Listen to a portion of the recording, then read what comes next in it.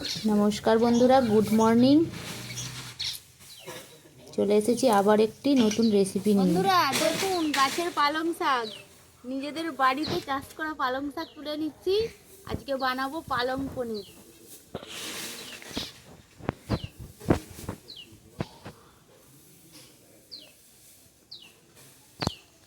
বন্ধ করে দিই। আরে আমি তুলতেছি, অন্তত আমাকে সমস্যা পালং শাকের পেছনের দিকে কেটে বাদ দিয়ে দিচ্ছি। এবার এটিকে বেছে আমি ধুয়ে নেব। দেখুন, আমি আরও যা মশলা নিয়েছি আপনারা নিয়ে নেবেন। এবং আমি একটি পাত্রের মধ্যে গরম জল বসিয়ে ধনেপাতা ওর মধ্যে দিয়ে দিলাম। আর আমি অফ ক্যামেরাতেই পালং শাকগুলো ধুয়ে রেখেছিলাম, ওগুলো আমি দিয়ে দিচ্ছি ধনেপাতার মধ্যে। দিয়ে আমি 2 মিনিট ওটিকে একটু ভাপিয়ে নিচ্ছি।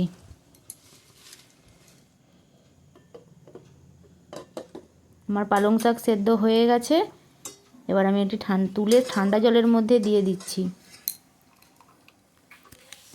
না দুধ বসাইনি। দেখুন, আবারও আমি প্যান বসিয়ে ওর মধ্যে দিচ্ছি একটু সাদা তেল আর একটু দিচ্ছি বাটার।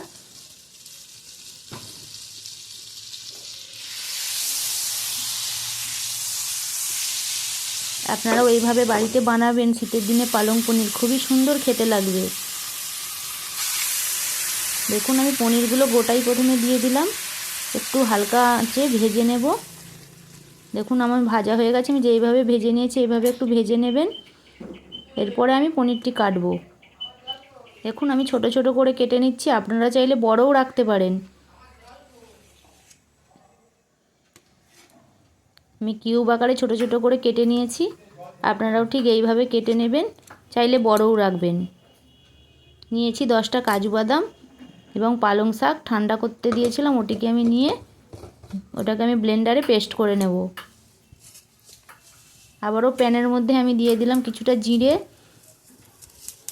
ওটিকে একটু হালকা আঁচে নেড়ে নেব।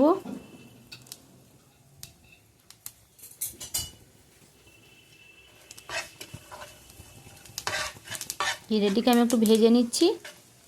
এবার ওর উপরে আমি একে একে দিয়ে দেবো পেঁয়াজ কুচি,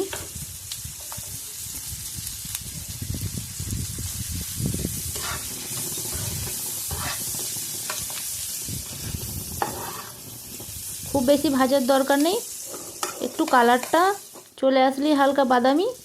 ওর ওপরে আমি দিয়ে দিচ্ছি আদা কুচি আর দেবো 10-12টা রসুন কুচি, আর দিচ্ছি 3টে কাঁচা লঙ্কা। আবারও ভালোভাবে একটু নেড়ে ওর মধ্যে আমি দিয়ে দেব টমেটো কুচি, দিয়ে হালকা সামান্য একটু নুন দেব, দিয়ে মশলাটি নেড়ে আমি নামিয়ে নেব। দেখুন, ঠিক আমি যেইভাবে ভেজেছি এইভাবে ভাজবেন, খুব বেশি ভাজার দরকার নেই। এবার আমি এটিকে মিক্সির জারের মধ্যে নিয়ে নিচ্ছি, ঘরেই আছে। দিয়ে আমি ওটিকে পেস্ট বানিয়ে নেব। তবে এটাকে আপনারা ঠান্ডা করে নেবেন। আমার কিন্তু ঠান্ডা করা ছিল, আমি ওটা জারের মধ্যে নিয়ে নিচ্ছি। দেখুন, এবার আমি একটি বাটি নিয়েছি, ওর মধ্যে নেব 2 চামচ টক দই।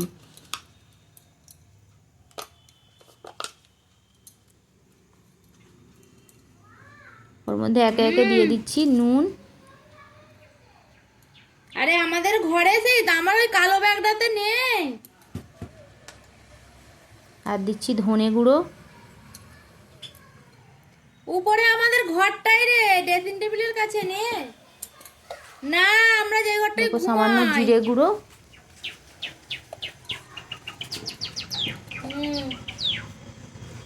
দেবো হলুদ গুঁড়ো,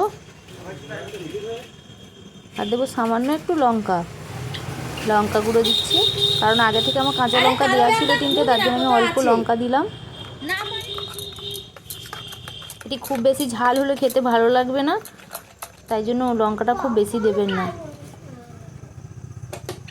আবারও আমি প্যানের মধ্যে দিয়ে দিচ্ছি তেজপাতা আর দেবো কিছুটা বাটার।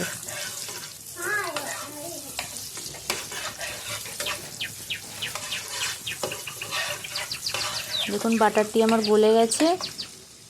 আমি একে একে ওর মধ্যে দিয়ে দেবো আমার যে আদা রসুন পেঁয়াজ যে পেস্ট করা ছিল আমি এটা ওর মধ্যে দিয়ে দেবো। আর একটু হিং দিচ্ছি, আপনারা চাইলে নাও দিতে পারেন।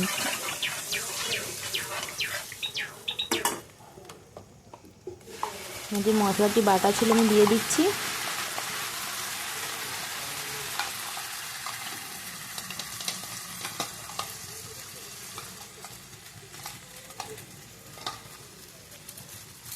আঁচটা কিন্তু কম রাখবেন, দিয়ে একটু নাড়বেন।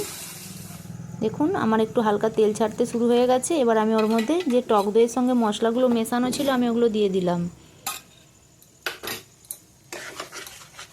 আপনারা চাইলে নিরামিষভাবেও বানাতে পারেন, তাতেও কিন্তু খুব সুন্দর স্বাদ হবে।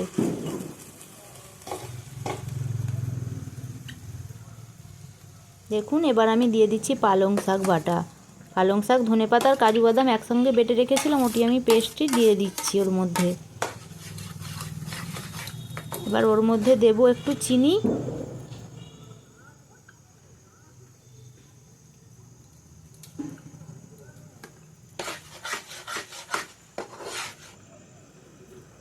এবং দিচ্ছি একটু গরম মশলা, দিয়ে আমি একটু নেড়ে ওটিকে আমি চাপা দিয়ে দেবো।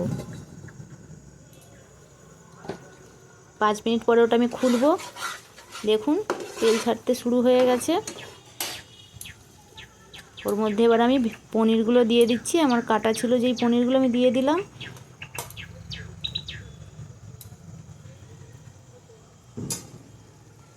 এটি খেতে এতই সুন্দর লাগে, বাচ্চা বড় সবাই একবার খেলে মোটামুটি বারবার চাইবে আর বারবার বানাতেও বলবে। এই ধরনের রান্না সবারই ভালো লাগবে খেতে।